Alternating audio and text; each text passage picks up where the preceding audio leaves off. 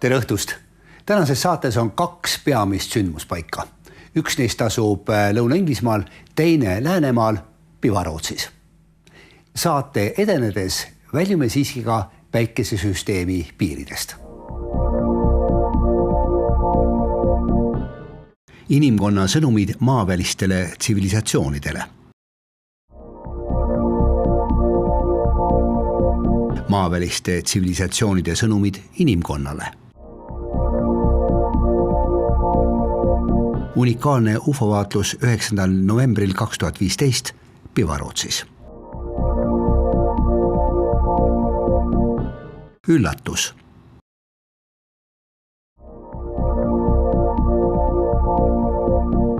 Aegade jooksul on inimene teinud mitmesuguseid jõupingutusi, et võtta ühendust maaväliste tsivilisatsioonidega.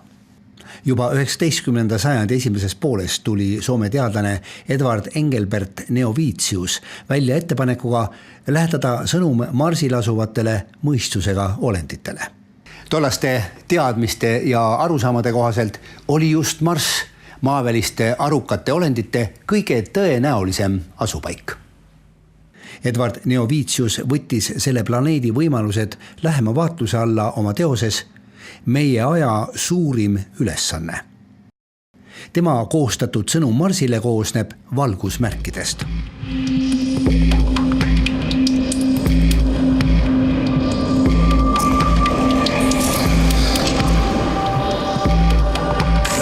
Soome teadlane Edvard Neovitius kirjutab. Vaieldamatult oleksid mõttevahetused teise taevakeha intellektuaalsete olenditega õpetlikud.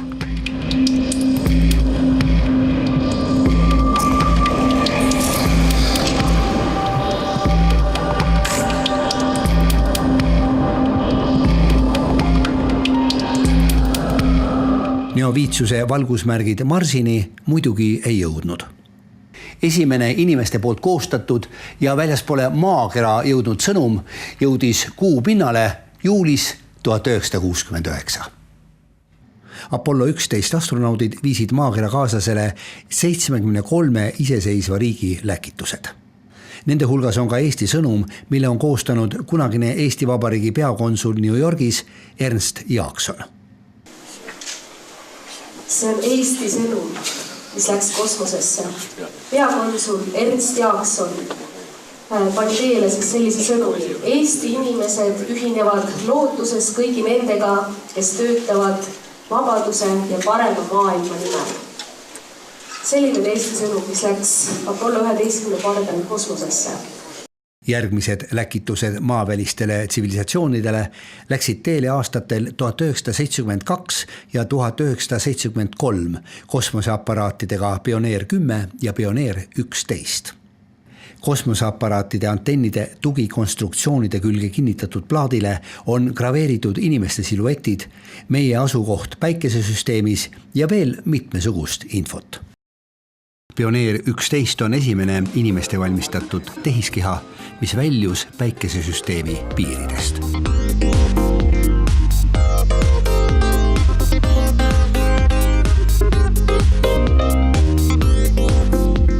Järgmine pöördumine maaväliste tsivilisatsioonide poole toimus 16. novembril 1974 Arecibo raadioteleeskoobi vahendusel.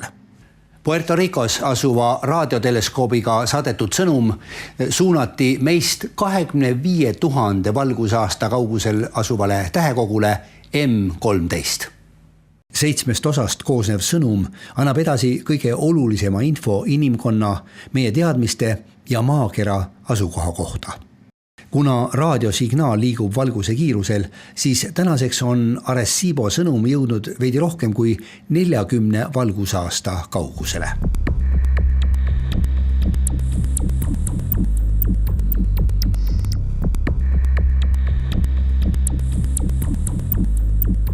Aastal 1977 lennutati maailmaruumi kosmoseaparaatidega Voyager 1 ja 2 kuldne plaat, millele on salvestatud elu mitmekesisust ja inimkultuuri tutvustav info.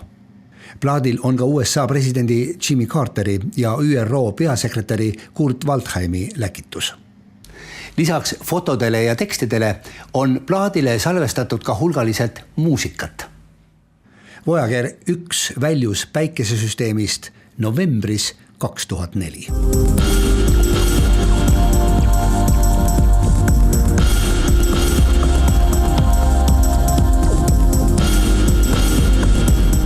Aastatel 1999 ja 2003 saadeti 2 raadiosõnumit välja Krimmi poolsaarel Jevpatoorias asuvast raadioteleskoobist.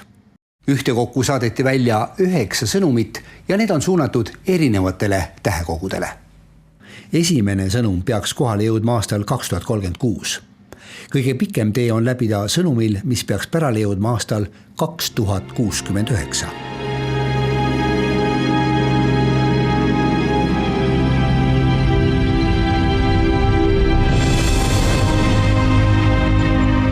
Järgmine maavälistele arukatele olenditele adresseeritud sõnum läks teele oktoobris 2008.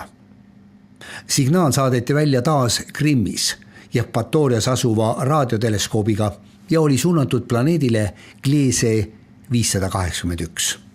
Projektist võttis osa rohkem kui 500,000 inimest ja see on esimene kord, kui maailmaruumi läkitatud sõnum on koostatud avalikkuse osavõtul. Jaanuaris 2015 oli raadiosignaal läbinud üle 59 triljoni kilomeetri. Selle signaali sõidugraafik on olnud ligikaudu järgmine. Kuuni jõudis signaal 1,3 sekundi möödudes. Marsist läks signaal mööda 4 minutit pärast selle väljasaatmist. Väljaspoole päikesesüsteemi jõudis signaal 20 tunni möödudes. Kuna raadiosignaal liigub valguse kiirusel, siis planeedini Gliese 581 peaks Krimmi poolsaarelt saadetud sõnum jõudma aastaks 2029.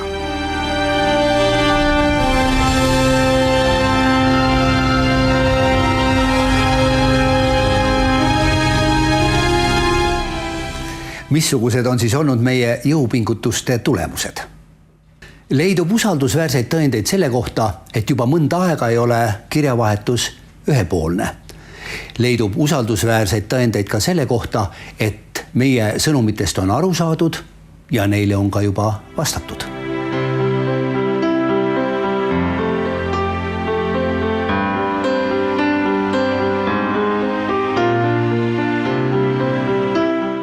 Kuidas maakera paljudes piirkondades pildistatud ja filmitud viljaringid tekivad? Kes neid välja mõtleb ja põldudele paigutab? Võib-olla on tegemist maavälise mõistuse loominguga. Püüame nendele ja veel paljudele teistele piktogrammidega seotud küsimustele vastata järgnevate minutite jooksul. Nüüd aga nautige tõeliselt kosmilist ilu Lõuna-Inglismaa põldudel.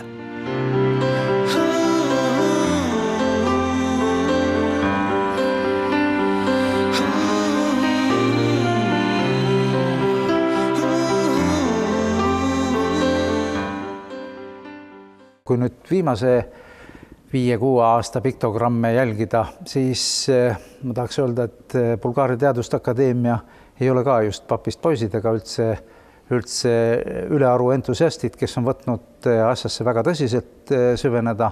Doktor Filippovi juhtimisel on töörühm, kes on võtnud need piktogrammi materjalid oma töörühma uurida, et desifreerida või dekrüpteerida seda signaali või sõnumit, sest paljudel puhkudel on näha, et on tegemist nagu kahendsüsteemis sõnumiga.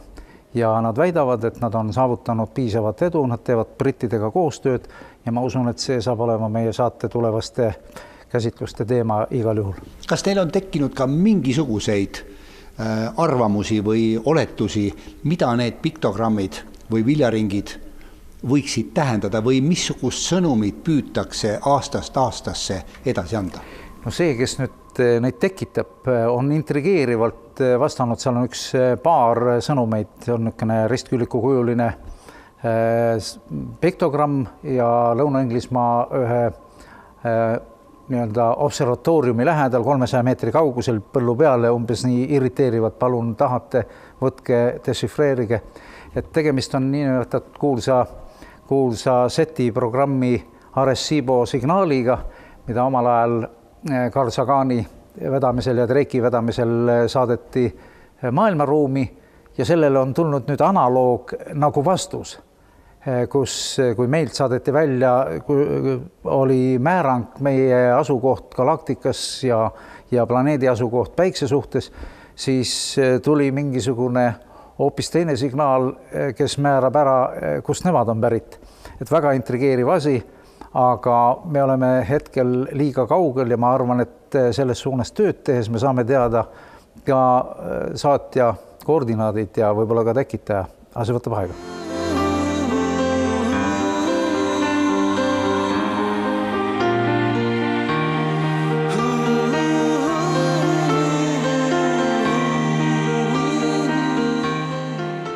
Tähelepanuväärne on ka see, et Suurbritannias Inglismaal on olemas kohe niisugune keskus, kus neid viljaringe piktogramme uuritakse. Ja seal on olemas ka üks inimene, kes on nagu üldtuntud ekspert selles valdkonnas. Võib-olla temast ka mõni sõna. Colin Andrews. Jah, Colin Andrews on muidugi algaastatel, ta oli nagu süütu, väga entusiastlik uurija, siis kui ta selgitused kaldusid väga oluliselt ufoloogia valdkonda, siis see tõmbas kriitilise ja skeptilise hoiaku tema aadressil, aga tänaseks on nagu stabiliseerunud ja Andrews on enda lähikonda kogunud üsna arvestatavaid Briti teadusemehi ja entusiaste. Et ma arvan, et Soome kolleegidega, Soomes on Martin Keitel, kes on 10 aastat tegelenud selle materjaliga ja me saame ka tema käest ja tõenäoliselt ka Colin Andrewsiga ühel heal päeval diskuteerida nende ringide uurimise raskusest ja tekkimise salapärast.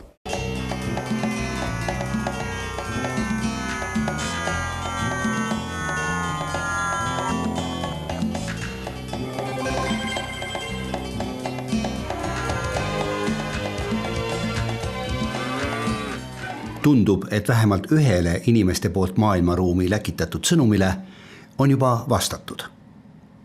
Vastatud on Arecibo sõnumile, mis saadeti välja novembris 1974 Puerto Ricos asuva Arecibo raadioteleskoobiga. Vastus ilmus Lõuna-Inglismaal Hampshire'i maakonnas asuvale viljapõllule 14. augustil 2001. Nädal hiljem, 21. augustil 2001, tekkis piktogrammi kõrvale veel teinegi sõnum. Arvatavasti on tegemist saatja portreega.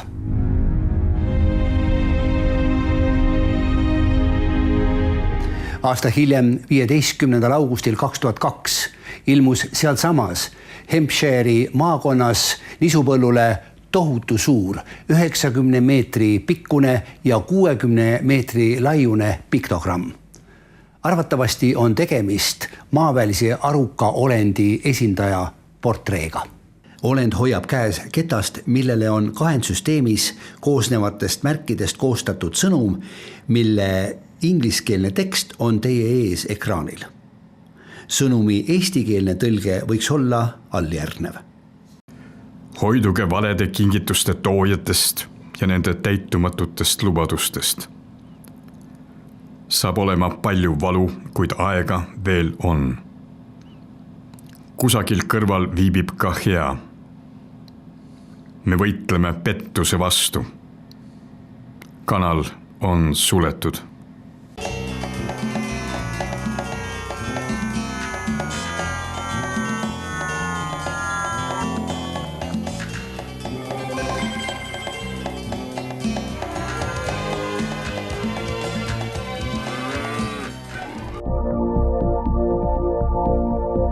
Tom Annikvee elab Tallinnas. Ta on hariduselt jurist, elektroonikainsener ja ärimagister. Praeguseks põhitegevuseks on osalemine mitmesugustes rahvusvahelistes projektides konsultandina. Tommi maakodu asub Läänemaal Pivarootsis. UFO-vaatlus, mille kirjeldust kohe kuulete, leidis aset 9. novembril 2015 hommikul kella 5 paiku. Kui ma üles ärkasin maja teisel korrusel, siis kuna selle toa aken on nagu mere poole, ütleme lääne-lõuna poole, siis ma nägin sellist ebaharilikku valget tulukest läbi kardina paistmas. See tuli siis mere See tuli siis mere poolt. Jah, ütleme, mereni on sellest aknast umbes pool kilomeetrit. Nii, ja missugune oli sinu reaktsioon? Mida sa siis mõtlesid või oletasid? No reaktsioon oli taoline, et väga kummaline, eriliselt terk ja ebatavaliselt pulseeriv valgus paistis, ütleme, sellest mere suunalt. Ja ega ei olnud lihtne nagu määrata, kas ta on kaugel või lähedal. Et pigem siis kaugemal ikkagi. Aga mida sa arvasid kõigepealt, et millega on tegemist? Ega ei osanudki arvata, et tavaliselt, et laevatuled on sellised tavalised nõrgad, et ega raske arvata. Aga mingil hetkel sa siiski otsustasid, et võtab nüüd mobiili või midagi muud, et seda, mis seal olemas on, jäädvustada. No jaa, elus tuleb ju sellised huvitavad hetked võimalusel jäävustada, et ega palju ja kui tihti sa siis sellist eredat valgust näed. Esimesed fotod tegi Tom mobiiltelefoniga Samsung S5 läbi toa akna kardina. Seejärel püüdis ta tundmatut objekti ka telefoniga filmida, kuid see ei õnnestunud kõige paremini. No siis tuli meelde, et on olemas hiljuti ostetud kaamera Canon siis sellise tavaobjektiiviga, millega saab mälu järgi zoomida vist 50 korda ja pluss siis digisuum ka. Et siis ma läksin rõdule ja siis rõdu pealt sain siis ilma aknaklaasita siis seda objekti zoomida. Nüüd see on kaamera, mis võimaldab teha nii pilte kui videot ja... Ja, absoluutselt, ja, muidugi, ja. Nii, ja siis ma saan aru, et see objekt, mida sa püüdsid jäädvustada või jäädvustasid, püsis seal üsna pikka aega. Hinnanguliselt ta oli pool tundi, siis ma pidin kahjuks nagu ära sõitma ja ta püsis paigal. Võib-olla hästi natukene liikus, põhimõtteliselt seis paigal ühes kohas.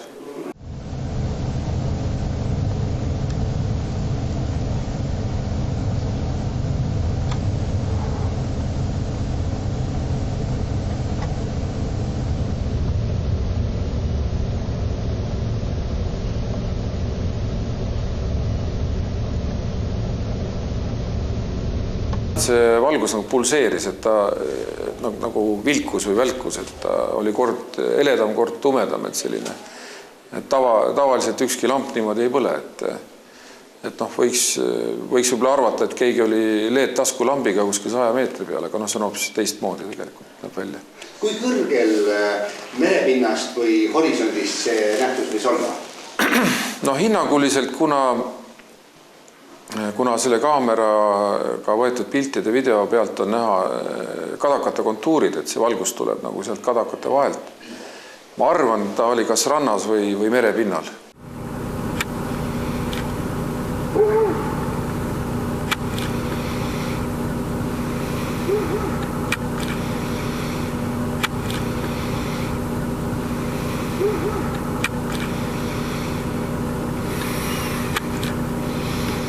No nüüd on mõned kuud mööda läinud sellest hetkest.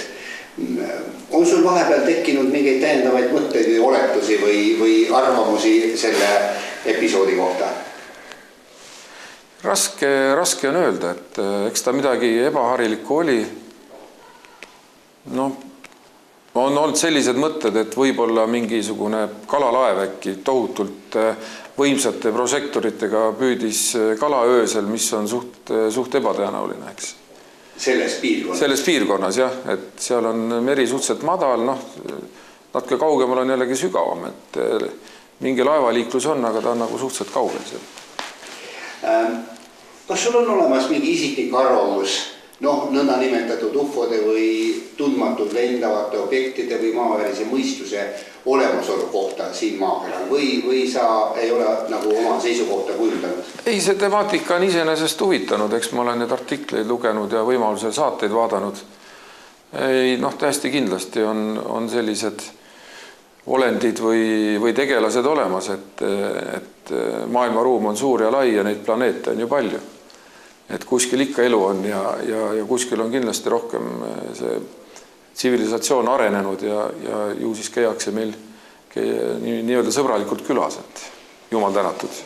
Monitoorimas, et asi väga käest ära ei läheks.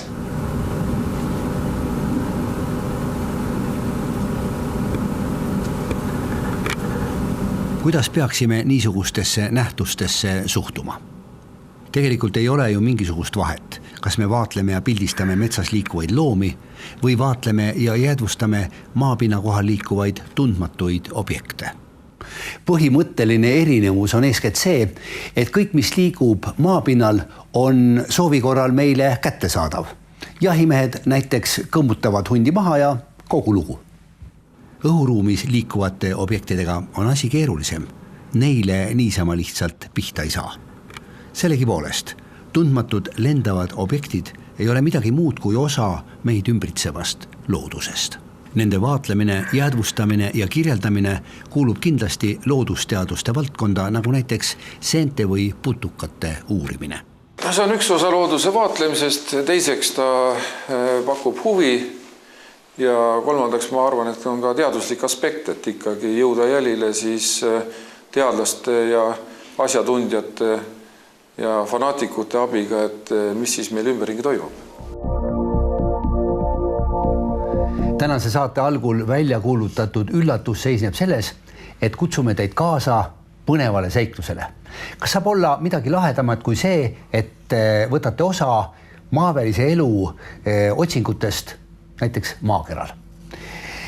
Tundub olevat selge seos ufode liikumise ja maavälise aruka elu toimetamisega meie armsal planeedil. Igor, sa tulid täna siia stuudiosse kaasas ilmselged asitõendid, et tõenäoliselt see nii on. Vaieldamatud asitõendid selle kohta, et rahvas näeb midagi, rahvas reageerib väga adekvaatselt. Materjalid laekuvad uurijatele ja sealt järgneb juba see tegevus, millele sa viitasid. Nii, no mis pildid siin laua peal meil täna on siis? Siin on terve seeria nüüd viimasel ajal paari nädala jooksul laekunud vaatlustest Harjumaal, siis üks huvitav dokument, mis on... Võtan oma kätte ja näitan kaamera poole ka. Mis on laekunud inimeselt, kes on, eestlased reisivad väga palju maailmas, et lennukis sooritatud vaatlused ja nende kirjeldused, kõrgused, kellaajad, mis kaameratega tehtud, kuidas objekt käitus, see on vaieldamatu materjal keskkonna anomaaliate fikseerimiseks, siis sealt seest siis tundmatute objektide tuvastamiseks ja nende liikumissuunad ja asukohad ja ilmumisiseloom ja kõik. Ja võt sealt tagant siis see, millele sa viitasid, et püüame sealt jälgi ajada või tuvastada mõistuslikku tegevust, käitumist ja siis nende nii-öelda siinolekut. Niisiis, palun pange oma telefonid, kaamerad valmis ja liikuge hästi palju looduses, hoidke silmad lahti ja kui miskit põnevat ette satub, siis kohe pildistage, tehke videosid ja saatke meile. Konkursi niisuguste tundmatute lendavate objektide jäädvustamise osas kuulutame välja järgmise saate lõpus ja loodame, et see pakub teile huvi ja rikastab meid kõiki niisuguste põnevate nähtustega, mis meie ümber looduses toimetavad. Ma siin juures juhiks veel tähelepanu Tom Stoppartile viidates, et alati jälgige, et üritused, eksperimendid, mis käivituvad, võivad täita ka topelt eesmärke. See tähendab? See tähendab seda, et lisaks sellele, et me saame audio-video materjale, me saame ka pildi elanikkonna reageeringust, saatjate või informantide aususest ja paljust muust, millest me saame rääkida siis, kui materjali hakkab laekuma. Ja, niisiis sissejuhatus konkursi väljakuulutamiseks on tehtud ja teil jääb üle ainult seada valmis oma salvestamistehnika ja võtta ette toredaid, mõnusaid reise looduses, nii et igal juhul lööte 2 kärbest 1 hoobiga.